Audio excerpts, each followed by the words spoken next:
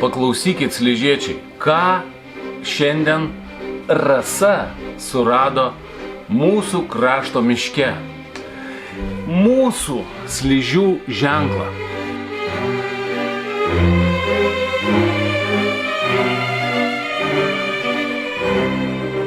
Ten yra medis, toks mistiškas medis, kuris nerealiai yra toks įspūdis kaip kokia žaibo pakirstas, ar kaip ten tikrai nemanau, kad kokie nors galėtų būti miško pjovėjų darbas. Nes, jis taip tiesiog kaip nužievintas, į dvi dalis. Kaip mūsų ženklas, kaip yra kalavijas per vidurį ir iš šono dvi varpos, tai yra tas ženklas miške.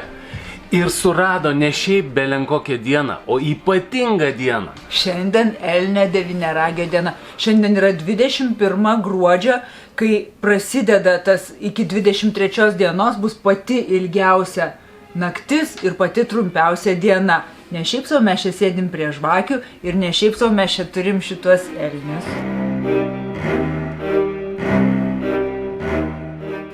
Jeigu paskaitysit senuosius numerius Sližių krašto laikraščio, pamatysit, kad sližių ženklas tai iš tikrųjų yra gyvybės medis, gyvybės runa, gyvybės medis, kuris augo ant briedžio arba elnio ragų prieš istoriniais laikais.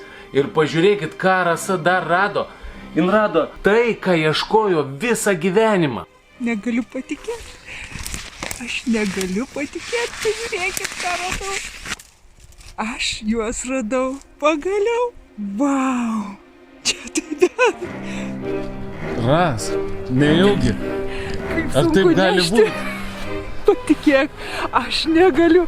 Tai daug geriau negu baravykų ieškoti. Nerealus jausmas, aš negaliu. Galima, džiaugsmo šokį šokti. Eik, bet pagaliau, Rasa, išsipildė tavo svajonė. Bedu, kokie gražūs, aš tau padėsiu. Aš apie tai galvojau nuo vaikystės. Aš labai mėgau rinkti gėles, bet kad aš kada nors galėsiu juos rasti, aš neįsivaizdavau. Parodyk, kaip tu juos radai, kaip maždaug gulėjo jie. Kažkas tokio, taigi jie visai paviršiui. Tai nereiškia, kad jie nusimeta ragus ir juos paslepia. Vienas taip, kitas taip. Eik tu, bet tai čia to paties. Taip. Ir jis ta prasme numetė juos. Tai taip, bet... Bet tai Rasa, kaip tu svajoji apie juos?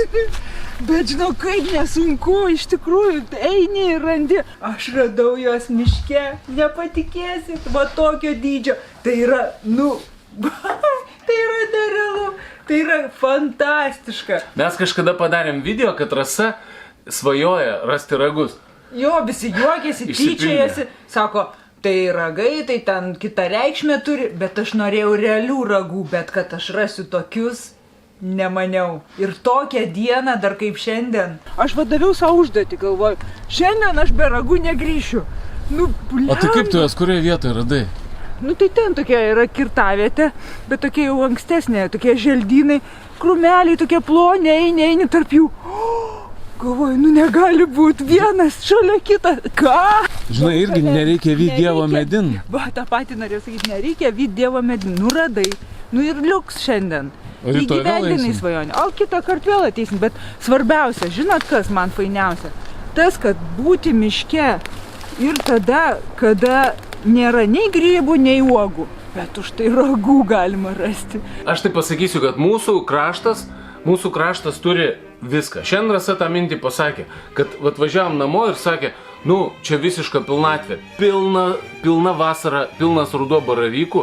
Dabar atėjo žiema, nors ir be sniego, bet žiema atnešė tai, apie ką svajojo visą savo gyvenimą, apie ką net video įrašinėjai. Pažiūrėkit, kokį video Rasa įrašinėjo savo kanale ir kuriame atskleidė savo svajonę. Pasakykit, žmonės gerieji, kur jų rasti? Gal tašką kokį atsiųskit, kur... Aš sakau, gal briedžiai padeda kur nors į vieną vietą. Kodėl mes ne visi laimingi randam, o gal nesigiriam, nes baravykais tai giriamės visi. Ir tai yra toks dalykas, tokio svorio ir ta faktūra, yra kažkas nerealaus, žinokit. Eikit į mišką, vaikščiokit ir tai yra įmanoma. Pas mus Sližiuose, tokie Svajonės pildosi, draugai, mielieji. Jo, reikia tik svajoti ir ieškoti. O, sako, paskui kažkaip taip ir gaunasi, kad viskas susidėlioja taip, kaip jums reikia. Ir ypač šiom dienom, sako, labai yra gerai pasvajoti, užsirašyti savo svajones ir prisvajokite kuo daugiau. Vis tiek jos išsipildys, patikėkit. Įrodymas, va, jums.